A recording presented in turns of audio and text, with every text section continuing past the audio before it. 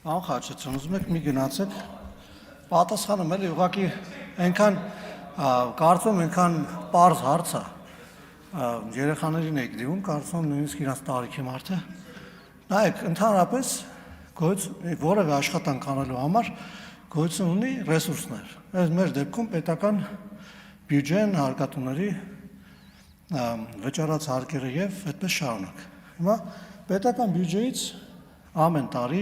կառավարությունը իր ծրագրի համաձայն վճարումներ է կատարում, զենք է առնում, ճանապարհասարքում, դպրոցասարքում եւ այլն եւ այդպես շարունակ։ Հիմա որ մի մասը հնարավոր է լինում կառուցել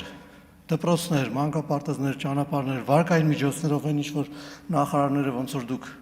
հրաշալի նկարագրեցիք, գալիս են ազգային ժողովից խնդրում են համապատասխան օրենքների ընդունում որոշումներ, կատարում են այդ գումարներով, այն մյուս ազատ գումարները ուղղվում են զենք առնելուն, պաշտպանական ծախսերին եւ այլն եւ այդպես շարունակ։ Հիմա ի՞նչն է այդտեղ խնդիրը, էլի, այսինքն ուզում եմ հասկանամ դուք մի քանի անգամ արդեն ելույթ եք ունենում անընդհատ այդ նույն բաները ասում եք։ Հիմա ուզում եմ հասկանալ մի մասը արվում է վարկային միջոցներով, մի մասը արվում է հարկերից ստացված միջոցներով։ Եթե վարկային միջոցներով չներգրավվի գումար,